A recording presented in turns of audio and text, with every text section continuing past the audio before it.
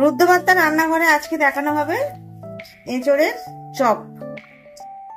সন্ধ্যেবেলা চায়ের সাথে, আগেবারে চা বলে খাওয়ানো হয়নি, চাটা রাত হয়ে গেছিল বলে আজকে অবশ্য চা হবে তো। আচ্ছা, এখানে দুটো পেঁয়াজ নিয়েছি। পেঁয়াজটা, আদা, রসুন এগুলো আমি একটা হ্যান্ড চপারে চপ করে নেব। আমি কিন্তু দুটো পেঁয়াজ একটু বড় সাইজেরই নিয়েছি, দুটো আলু সিদ্ধ করে নিয়েছি, আর 4 ভাগের 1 ভাগ এঁচড়কে আমি সিদ্ধ করে নিয়েছি, একই সাথে প্রেসার কুকারে সিদ্ধ করে নিয়েছি। আচ্ছা, এটা আমি চপ করে নিয়ে চলে আসি। আর কাঁচা লঙ্কা লাগবে 4টে, না আমি 2টো দেবো, সবই একই সাথে করে নেব। আচ্ছা, এটা প্রথমে একটুখানি গুঁড়িয়ে নিয়ে একটু কমে গেলে এগুলো দিয়ে দেবো। পেঁয়াজ, রসুন, কাঁচা লঙ্কা আর আদা একসঙ্গে দেখছেন একদম মিহি করে চপ করে নিয়েছি। এবার আমি পুরটা বানাবো। আর এখানে একটা ভাজা মশলা করে নিয়েছি, ধনে, জিরে, মৌরি আর 2টো শুকনো লঙ্কা শুকনো কলায় ভেজে এখানে গুঁড়ো করে রেখেছি। বেসন লাগবে বলে আমি বেসনটা আগে থেকে ঢেলে রেখেছি। আর অল্প একটু হলুদ লাগবে, লবণ তো লাগছে। গ্যাস অন করে দিয়েছি, অল্প একটু সর্ষের তেল দিয়ে দিয়েছি, কারণ পুর বানাতে বেশি সর্ষের তেল লাগে না। তেল গরম হয়ে গেছে, আমি এই পেঁয়াজ রসুনটা দিয়ে দিলাম। এটা একটু ব্রাউন কালার করে ভেজে নেব। আদা, রসুন, পেঁয়াজটা দেখুন খুব সুন্দর ভাবে মানে ভাজা ভাজা হয়ে গেছে। এবার আমি এর মধ্যে এঁচড়টা আর এইটা দিয়ে দেব, একটু হাত দিয়ে ম্যাশ করে নেব। এঁচড়টা আর আলুটা খুব ভালোভাবে ম্যাশ করে নিয়েছি। এবার এটা দিয়ে দিচ্ছি এর মধ্যে। এখানে 1/2 টিস্পুন হলুদ দিয়ে দিলাম, কালারের জন্য একটুখানি কাশ্মীরি লঙ্কার গুঁড়ো দিয়ে দিলাম, ঝালের জন্য দেবো না। এবার খুব ভালোভাবে এটা মিশিয়ে নেব। স্বাদ মতো লবণটা দিয়ে দেবো।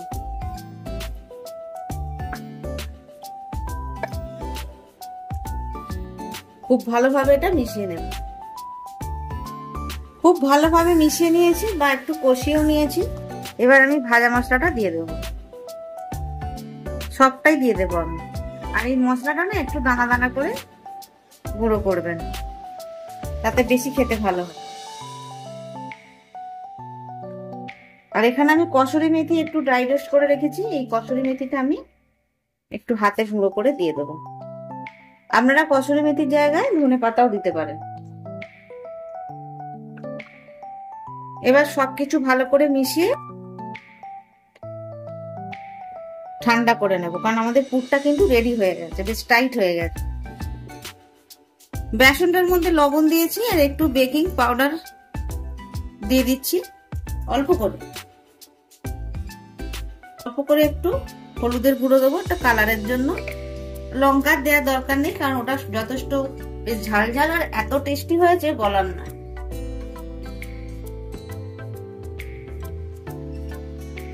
এবার এটা খুব ভালোভাবে,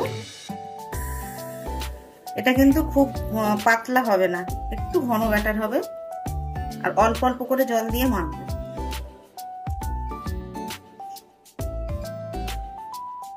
বেসনটা খুব ভালোভাবে গুলিয়ে নিয়েছি আর একটু ফেটিয়েও নিয়েছি এইভাবে। ব্যাস, এটা একটু রেস্টে থাক আর আমি ওগুলো একটু বলের মতো করে নিই, একটু সুবিধা হবে। এই এরকম ভাবে আমি এখন বলগুলো বানিয়ে নেব, মানে চপটা যেরকম সাইজের করবো সেরকম সাইজের বলটা বানিয়ে নেব। এই দেখুন, এই সাইজটা পুরো ঠিক চপের আকার হয়ে গেছে।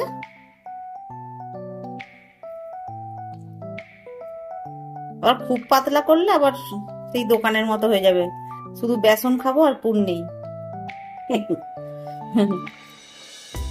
এরকম ভাবে বানিয়ে নেব। এখানে আমি বেসনটা গুলিয়ে নিয়েছি, তো এর মধ্যে আমি একটু এই যে সর্ষের তেলটা গরম করতে দিয়েছি, ওই সর্ষের তেল 1 চামচ দিয়ে দেবো। তাহলে কি হবে না, অনেকটা মুচমুচে হবে। এই গরম তেল আমি 1 চামচ এর মধ্যে দিয়ে দিলাম, তাহলে কি হবে না, এটা খুব মুচমুচে হবে।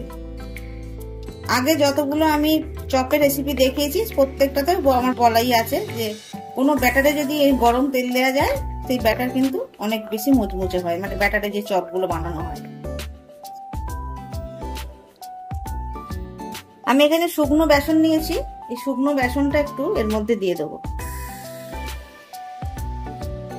আপনারা প্রথমের দিকে দিতে পারেন, এতে না খুব ভালো এই ব্যাটারটা যখন নেবো বেশ ভিজে হয়ে যাবে না, গলে গলে যাবে না। ব্যাস এইভাবে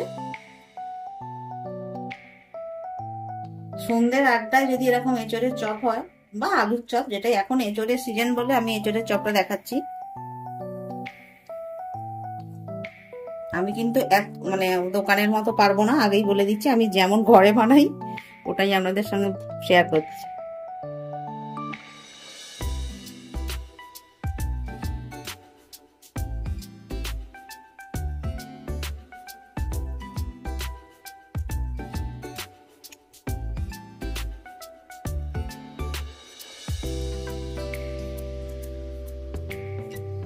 এই দেখুন, এক পিঠ উল্টে দিচ্ছি।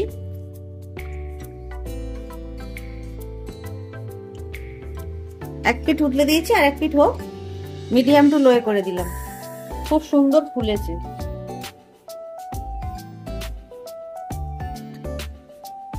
একটু মুচমুচে করে ভাজবো। চপগুলো ভাজা হয়ে গেছে, এবার তুলে নেব।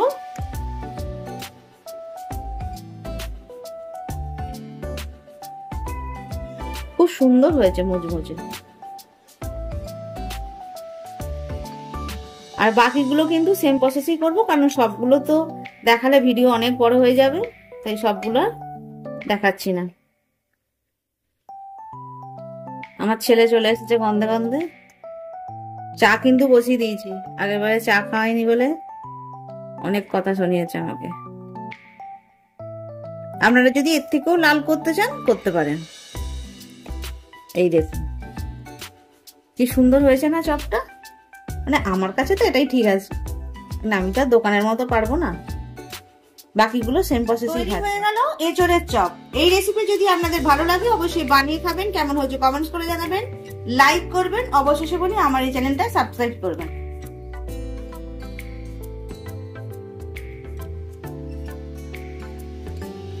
এতদিন আপনারা দেখেছেন মনীষা আমাদের খাইয়েছে, আজ আমরা দেখছি মনীষা কি করে খায়। মানে এই চপ রইলো, মনীষা খেয়ে বলুক মনীষা রান্নাঘরে মনীষা কেমন করেছে, দেখা যাক কি বলে খেয়ে।